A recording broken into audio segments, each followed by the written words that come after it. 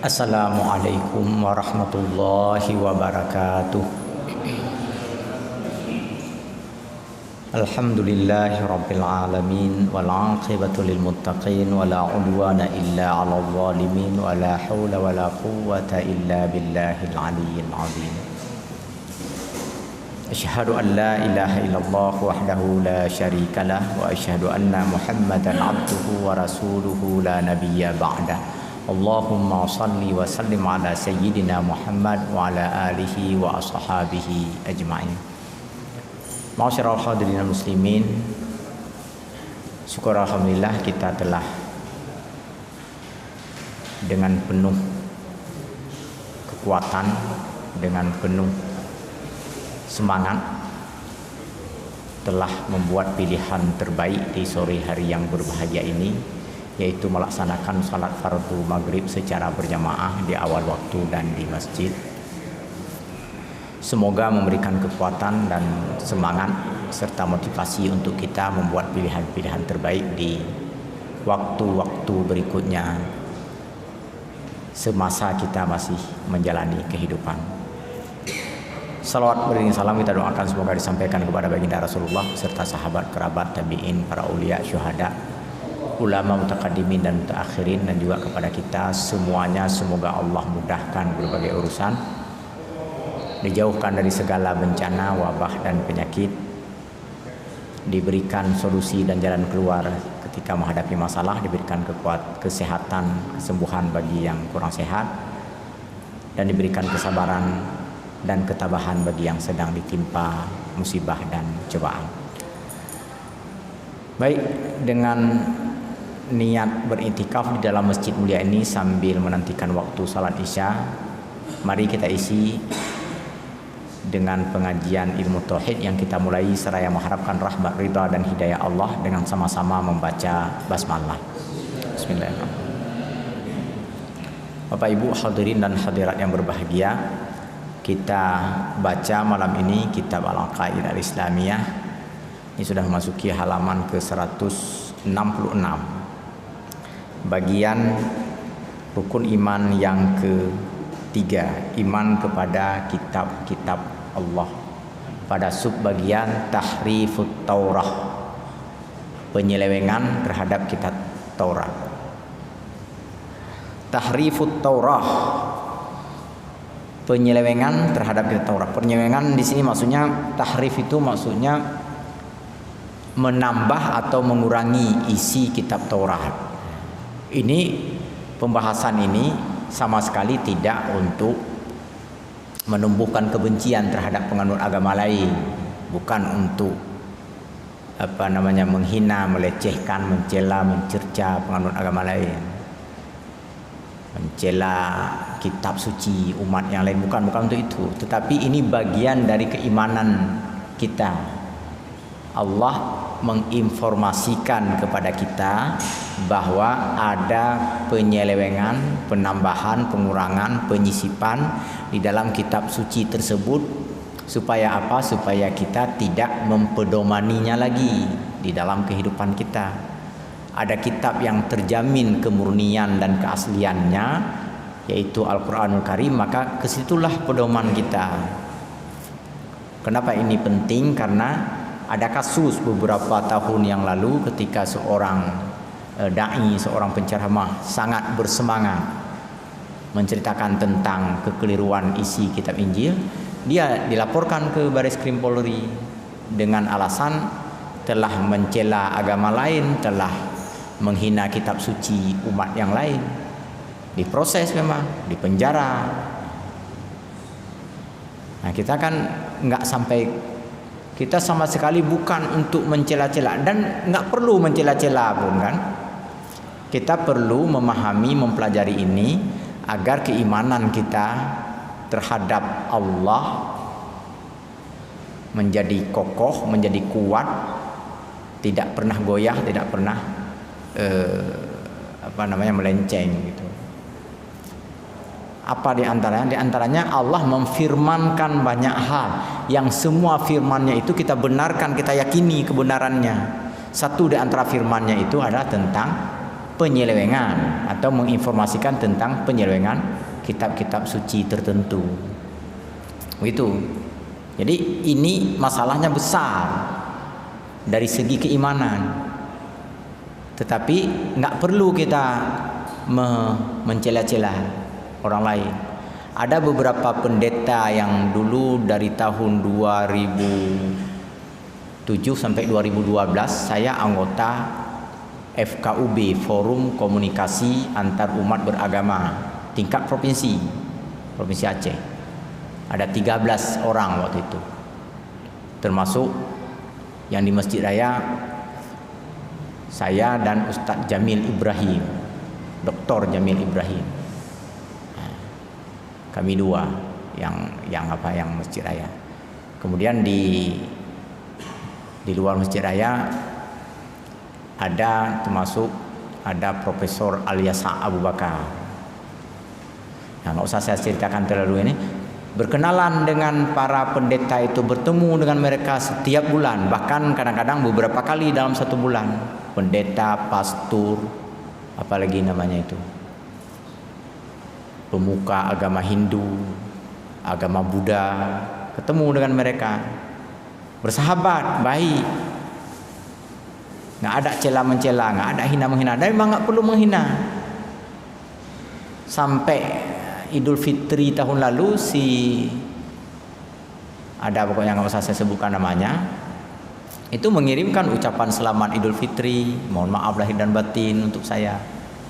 Nah, saya jawab aja ya, terima kasih gitu kan. Mungkin kalau dia tahu saya musibah sekarang dia kirim juga. Mungkin dia bilang juga innalillahi wa inna ilaihi raji'un. Intinya memang bersahabat. Cuma yang risih saya, bukan risih sebenarnya, yang menjadi kurang nyaman ketika orang-orang mempersoalkan ini. Nah, untung waktu itu yang memiliki foto kamera itu, yang memiliki HP kamera itu tidak begitu ramai. Kamera pun masih manual waktu itu, foto dari jarak jauh. Sedang saya ngomong-ngomong dengan pendeta, foto. Pegah Pak Gop yang dengku yang mengangang kafe. Ya. Inan di situ kacaunya kita. Padahal kita bukan dalam soal kita tidak berteman dalam soal akidah, dalam soal keimanan, dalam soal keislaman. Dan mereka juga sangat menghargai keyakinan kita. Kita pun menghargai keyakinan dia. Nggak pernah kita utak-atik persoalan kenapa kamu menyembah itu, nggak pernah. Yang ada kita tanya, misalnya kalau ada kerusuhan di Singkil waktu itu, nah, misalnya, itu pernah kita bahas, kita bicarakan. Baik, kita baca kitab ini. Innal imana bit tauratil lati nuzilat ala Musa ruknun min arkanil iman. Tengok tuh. Sesungguhnya meyakini kitab Taurat sebagai kitab suci yang diturunkan kepada Nabi Musa itu termasuk bagian dari rukun iman. Nah, tanggung-tanggung nih. Makanya orang-orang non-muslim itu terkagum-kagum sama kita, sama orang-orang Islam ini yang berpengetahuan karena ini. Karena apa? Karena kita memang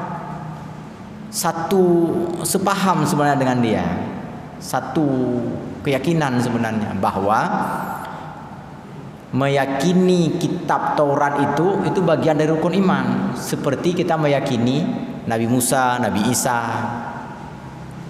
Jadi nggak ada beda dengan penganut agama lain, nggak usah kita sebut. Mereka mencela Nabi Muhammad.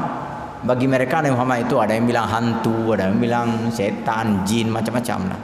Pesihir, penyihir, tukang dongeng. Bagi kita Nabi Isa itu nabi dan rasul Allah. Terkejut mereka. Hormat betul kalian sama nabi kami ya. Kami kok nggak hormat sama nabi kalian. Nah, ya kenapa ditanya ke kami? Jawablah sendiri kan. Nah.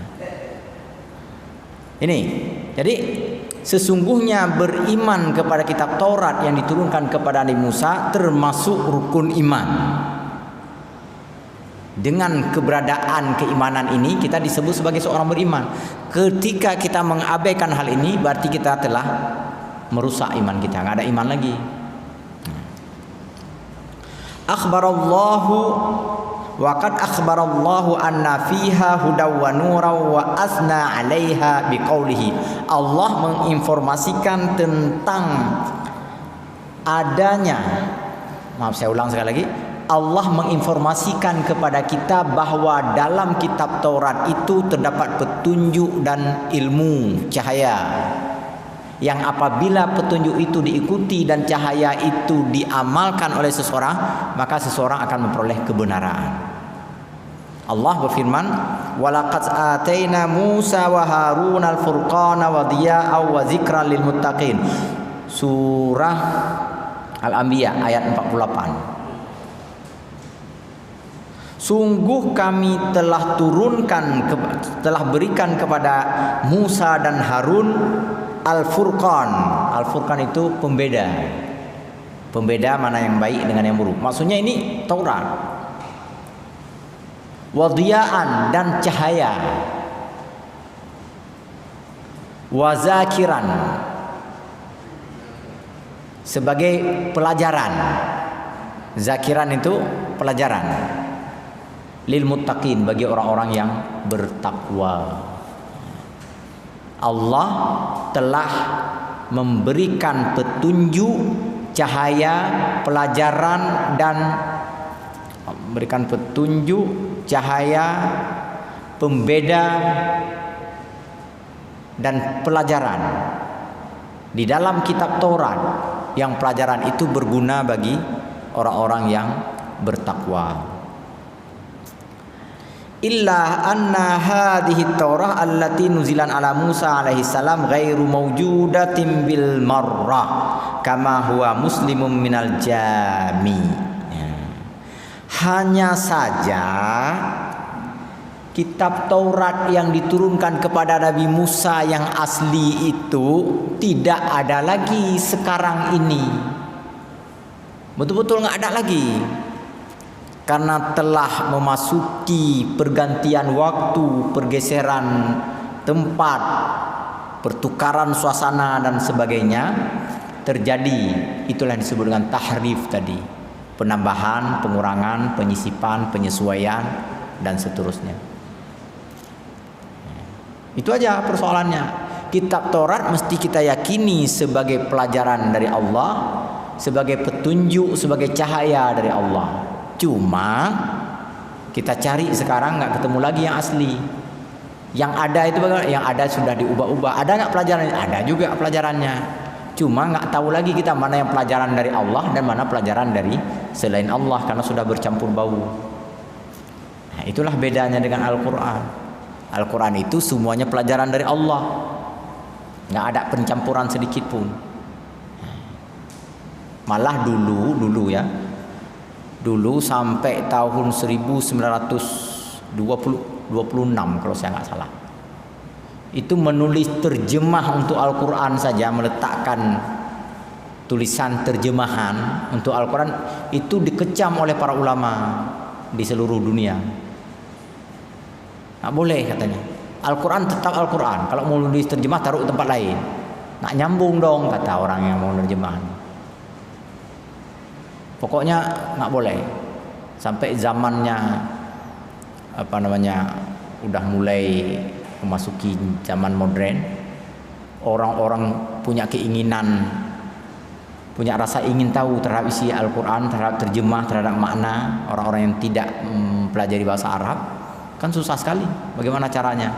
Barulah keluar fatwa dulu dari ulama Rabitah Alam Islami di seluruh dunia itu memfatwakan untuk membolehkan menuliskan, bukan terjemah pun namanya, tafsir singkat untuk Al-Quran, baik dalam bahasa Indonesia, dalam bahasa Inggris, dalam bahasa yang lain, dan diletakkan langsung di dekat ayat Al-Quran itu, dan di pendahuluannya mesti disebutkan bahwa itu bukan bagian dari Al-Quran.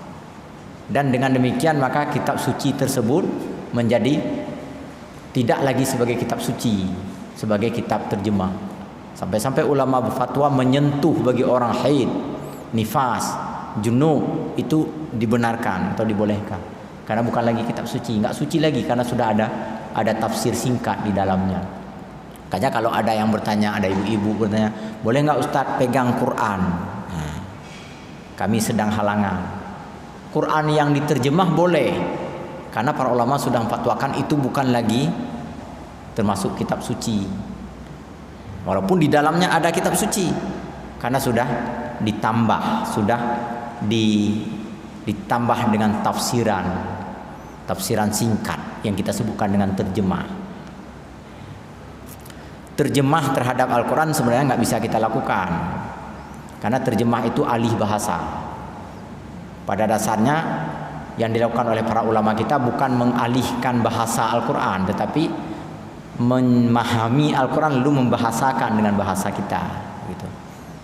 Nah, mengalih bahasakan itu akan rusak. Susunan bahasa Arab atau bahasa Al-Quran dengan susunan bahasa Indonesia akan berbeda. Baik, itu aja tadi. Amma Tauratul mutadawilatul an faqad qama bi kitabatiha aksaru min katibin wa fi azmanin mukhtalifatin wa qad dakhalaha at-tahrifu yaqulu lirruhmi al-ustad al-kabir yaqulu al-marhumul ustazul kabir Muhammad Farid Wajdi wa min adillati tahrifil hissiyah anna tauratal mutadawala lidain nasara tukhalifu taurah am tadawala indal yahud. Intaha. Kitab Taurat yang ada sekarang ini banyak versi. Ini untuk membuktikan bahwa sebuah kitab suci itu tidak lagi asli adalah ketika kitab suci itu banyak versi. Kitab Taurat yang ada sekarang itu banyak versinya dan saling berbeda antara satu sama lain. Menurut Muhammad Farid Wajdi, bukan Pak Rektor yang ini ya, Muhammad Farid Wajdi ini pemikir abad ke-20 dulu, menulis Dairatul Ma'arif, penulis kitab Dairatul Ma'arif. Mungkin itu memberikan inspirasi untuk orang tua Pak Farid ini sehingga memilih nama anaknya menjadi Farid Wajdi. Sama persis sama Farid Wajdi gitu. Kitab Dairatul Ma'arif ditulis oleh Muhammad Farid Wajdi. Jadi menurut beliau sudah mengkajinya, sudah menelitinya. Ada kitab Taurat yang dipegang oleh orang Yahudi saat ini dan ada kitab Taurat yang dipegang oleh umat Nasrani dan isinya berbeda, kata beliau. Mana kitab Taurat yang dipegang oleh orang Yahudi? Talmud. Itu di kalangan orang tertentu, saya nggak mau bilang di sini nanti di kalangan orang tertentu ada kitab Talmud. Saya pernah lihat sudah diterjemahkan ke dalam bahasa Indonesia. Mana kitab Taurat pada orang Nasrani? Perjanjian Lama. Kan ada perjanjian lama, ada perjanjian baru, dikumpul ke dalam Bible namanya. Jadi Bible itu ada dua bagian itu. Ada perjanjian lama, ada perjanjian baru. Perjanjian lama perjanjian lama itu adalah diadopsi dari kitab Taurat, sedangkan perjanjian baru diadopsi dari kitab Injil. Jadi orang-orang Nasrani itu hebat juga tuh. Saya pernah bilang sama pendetanya sambil seluruh. Kalian hebat. Dua kitab sekaligus kalian imani. Kalian amalkan, kan hebat tuh. Kitab Taurat dan kitab Injil. Kami cuma satu. Nah. Itu. Untuk ini aja, untuk bergurau aja dengan dia. Jadi Bible yang ada sekarang yang dibagi-bagi gratis itu berisikan kitab Taurat dan kitab Injil. Itulah kata Muhammad Farid Wajdi, isi perjanjian lama yang ada di dalam Bible dengan isi kitab Talmud itu sangat berbeda. Padahal dua-duanya kitab Taurat. Kenapa bisa berbeda?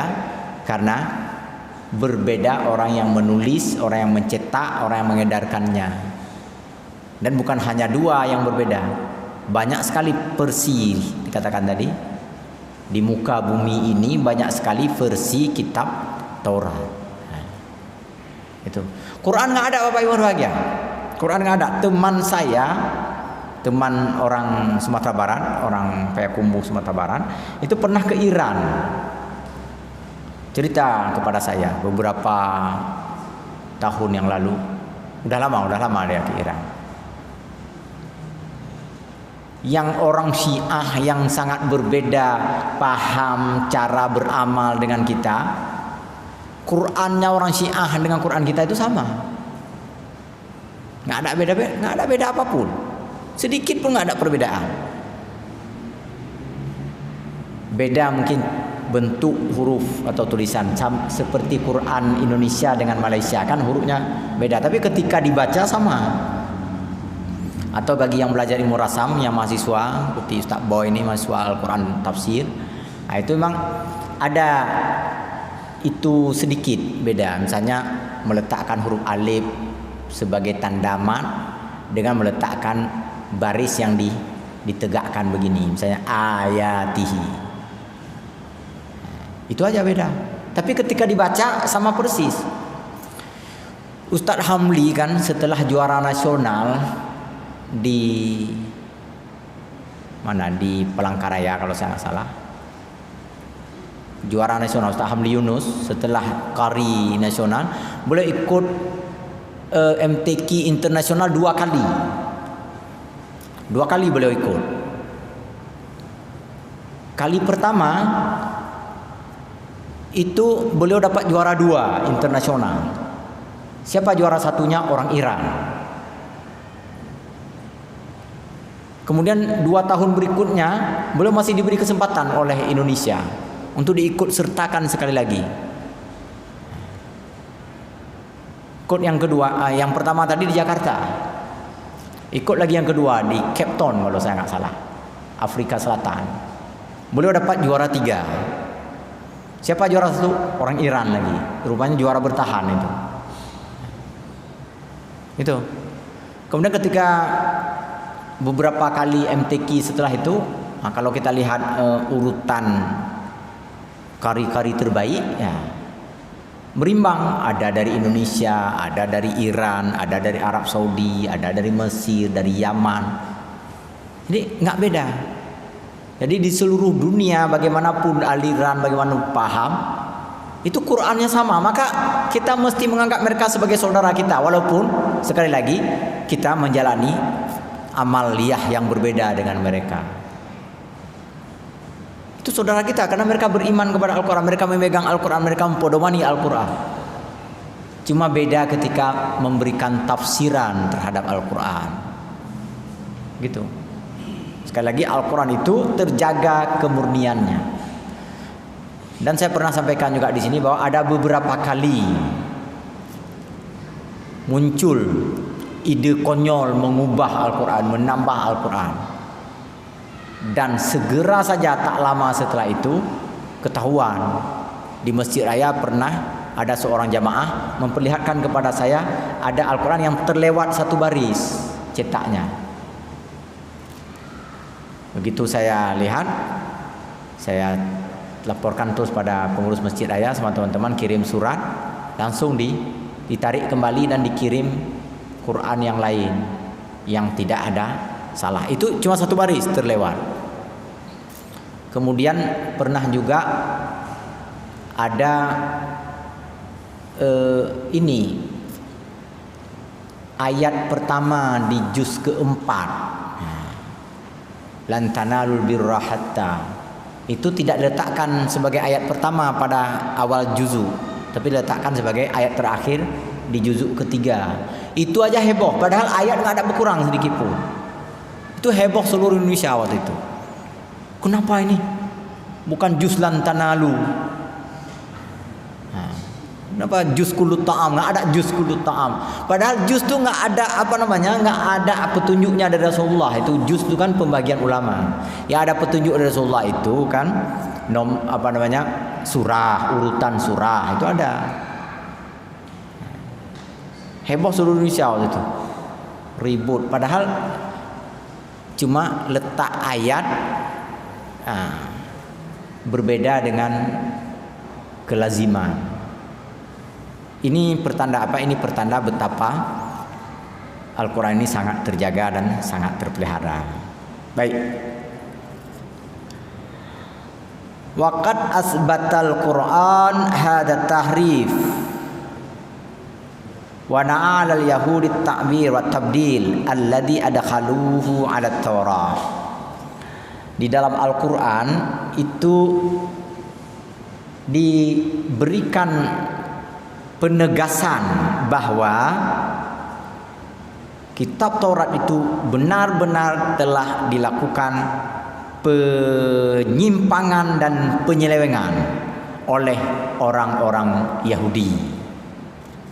Sebagaimana firman Allah dalam surah Al-Baqarah ayat 75, afatatma'una ay yu'minu lakum wa qad kana fariqum minhum yasma'una kalamallah thumma yuharrifunahu min ba'di ma aqaluhu wa hum ya'lamun.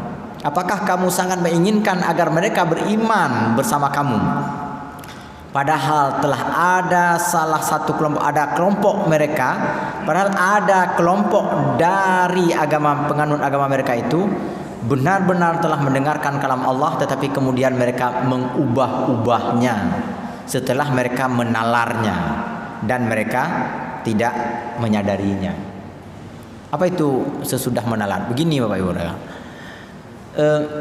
di awal-awal masa Islam, para sahabat itu sangat bersemangat untuk mengajak orang-orang Yahudi memeluk agama Islam. Orang Yahudi itu kan termasuk orang elit, pinter, kaya. Jadi berbagai cara lah dilakukan pendekatan, lobby supaya memeluk agama Islam. Turun ayat ini di masa Rasulullah nih, sahabat yang melakukan bukan Rasulullah. Turun ayat ini. Apa isi ayat ini? Apakah kamu sangat menginginkan agar orang Yahudi masuk ke dalam agama kamu, misalnya ke dalam agama Islam? Padahal mereka itu langsung mendengarkan isi kitab Taurat. Setelah mereka dengarkan, mereka nalar-nalar apa maksudnya? Mereka akal-akalin. Ini masuk akal nggak ya? Ini kayak mana ya? Ini perubahan zaman, ini perubahan itu diubahlah sedikit-sedikit. Tanpa mereka sadari, akhirnya semua isi kitab Taurat itu telah berubah. Allah yang katakan itu. Di Masjid Raya karena disebarluaskan melalui radio, kalimat ini harus saya pegang kuat-kuat. Karena Cina yang baklun Masjid Raya itu ikut mendengar juga ada kan? Walaupun mengaku orang Sibreh katanya kan. Mungkin dengar aja tapi kan. Saya bilang bahwa ini kata Allah bukan kata saya. Nanti jangan dikira kita mencela kitab suci orang lain. Allah yang katakan. Allah katakan bahwa summa yuharrifunahu min ba'di ma aqaluhu wa hum ya'lamun. Setelah mereka baca, ada yang menurut mereka enggak masuk akal, ada yang enggak logis, ada yang enggak sesuai dengan kepentingan, ada yang enggak sesuai dengan kemajuan zaman, diubahlah sedikit-sedikit. Tanpa mereka sadari akhirnya berubah semuanya. Yang ahli ekonomi, yang pandai ekonomi diubah ayat ekonominya. Yang pandai pertanian diubah ayat pertaniannya. Yang pandai apa lagi? Sosial, budaya diubah bagian budayanya. Kawi berubah terus. Ketika tanya apa kan ubah? Hana bacut kan. Kan gitu. Cuma sikit saya ubah. Iron ilo macur kan.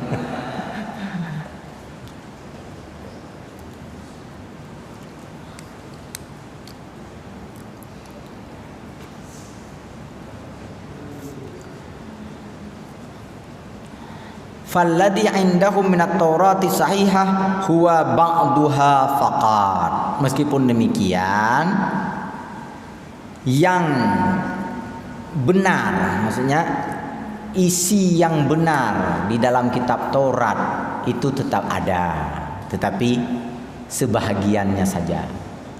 Jadi ajaran di dalam kitab Taurat itu walaupun sudah diubah-ubah, tetap ada yang benar, sedikit saja.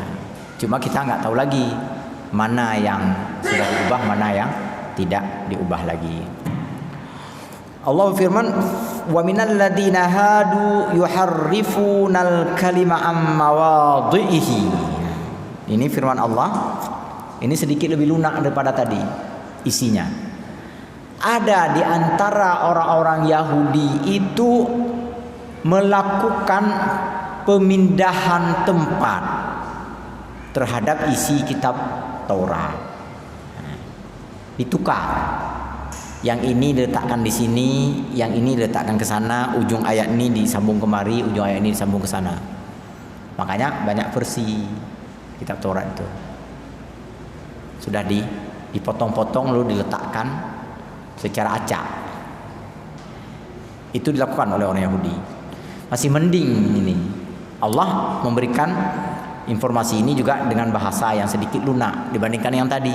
Kalau tadi memang yuharrifunahu min ba'di ma aqalu. Setelah mereka pikir-pikir, setelah mereka nalar-nalar, setelah mereka gunakan akal, mereka ubah karena enggak sesuai dengan akal.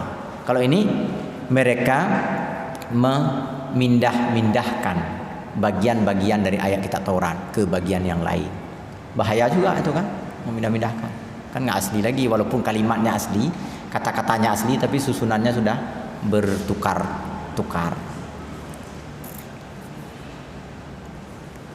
Wa awwalu dalilin ala sihhati naqdil Qur'ani lit Taurah al-mudawalah wa annaha laysat kulluha hiya Tauratu Musa allati ja'alaha Allahu nuran wa hudan ma jaa'a fi Taurati min wasfillahi bima la yaliqu bi jalalihi wa kamalihi fa fi safarit takwin ayat 3 sampai 22 wa qala rabbul ilahu huwa zal insani qad sara ka wahidin minna aziran bil khairi wasyarri.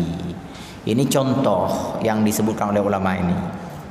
Ada di antara isi kitab Taurat itu yang masih benar. Bagaimana cara kita tahu benarnya? Dengan menjadikan Al-Quran sebagai alat ukur pada saat membaca isi kitab Taurat. Ini penulis kitab ini menyebutkan pada juzuk ketiga dari kitab Taurat yang ada pada beliau namanya Safrut Takwin. Nama kitab Taurat apa? Safrut Takwin, juz ketiga ayat ke-22. Nah, itu masih benar, masih sahih.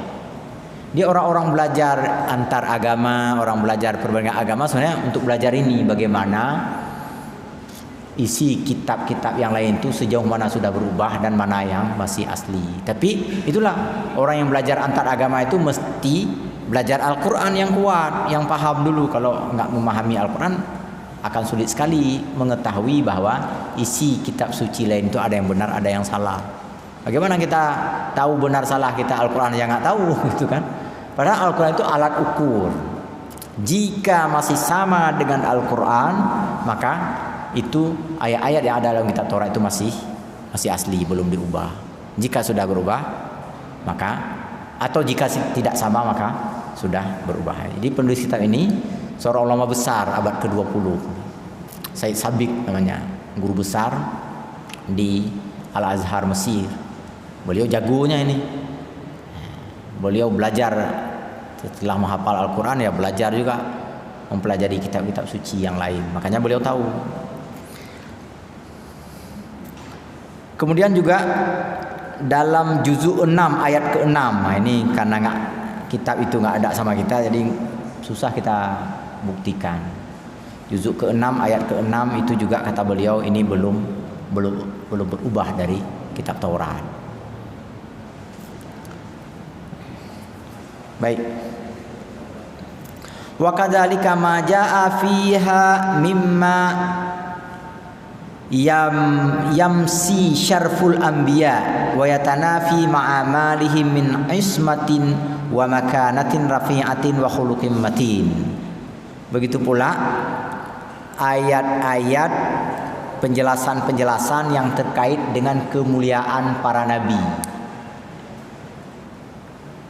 dan juga terkait dengan ajaran mengenai perilaku yang terpuji. Hal-hal yang berisikan informasi tentang kemuliaan para nabi itu masih asli di dalam kitab Taurat.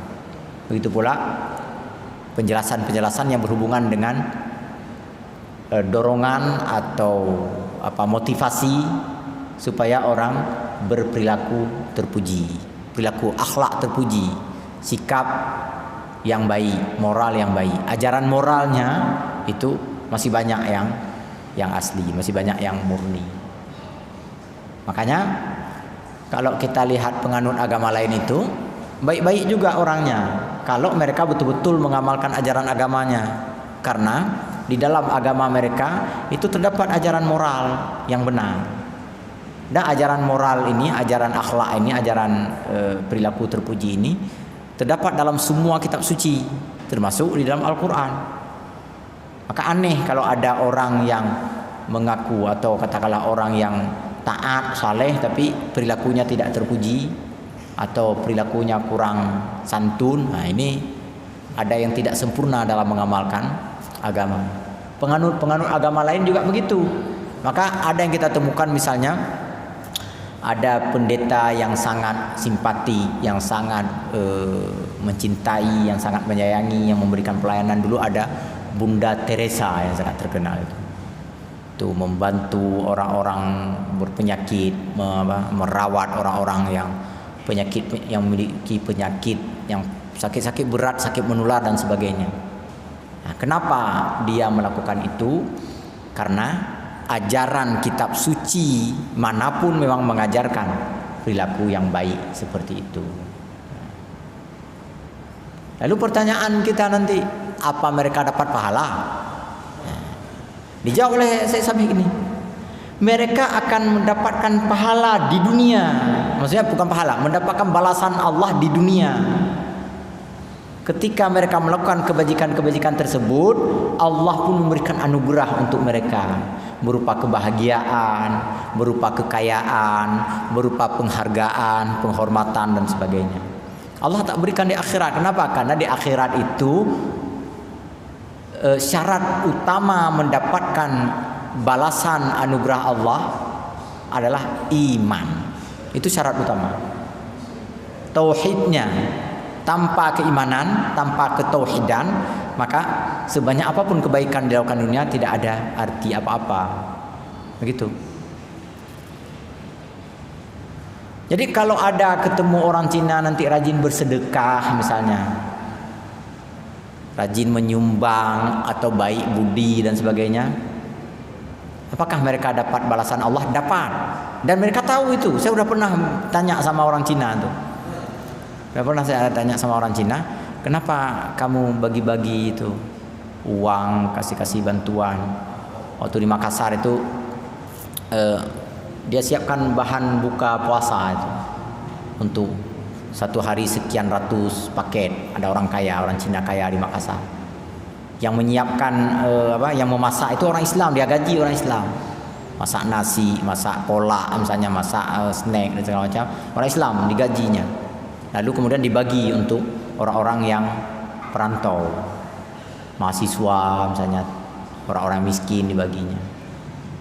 Lalu ketika saya tanya, kamu kenapa bagi-bagi itu? Oh, enak sekali itu kalau kita bagi. Hari ini kita keluar uang 100.000, besok balik 200.000 kata dia. Rupanya sedang berdagang dia itu ya. Investasi juga rupanya.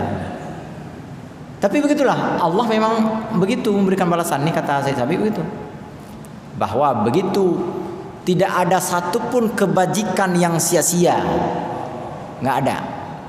Setiap kebajikan itu pasti berbalas. Cuma nggak ada di sini, mungkin di sana, nggak ada pada orang ini, mungkin pada orang itu, nggak ada di hari ini, mungkin di hari-hari yang lain. Setiap setiap kebajikan pasti berbalas. Oleh karena itu jangan pernah bosan dan jangan pernah ragu dalam melakukan kebajikan.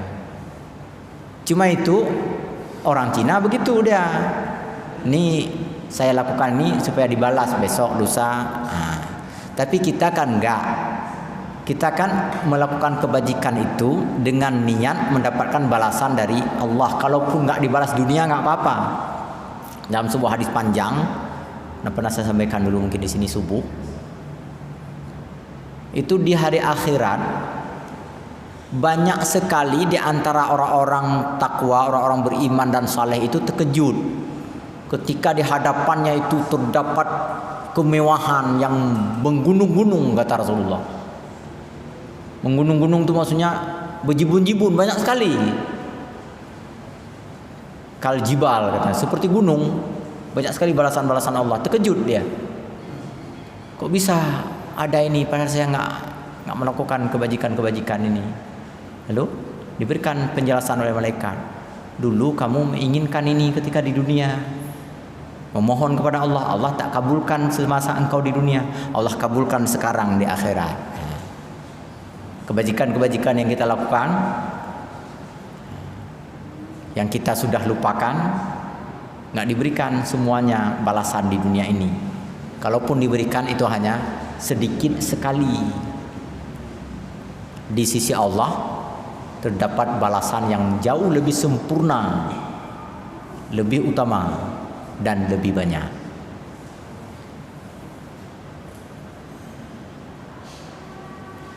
Aisyah, hah? Baik, Bapak Ibu berbahagia, insyaallah pada pertemuan mendatang kita baca sedikit tentang penyelewengan isi kitab Injil. Nanti saya bawa kitab Injilnya bila perlu untuk kita lihat. Demikian kajian kita malam ini, lebih dan kurang saya mohon maaf. Kepada Allah SWT kita mohon ampun. Subhanakallahumma wa bihamdika asyhadu an la ilaha illa anta astaghfiruka wa atubu ilaik. Wassalamualaikum warahmatullahi wabarakatuh.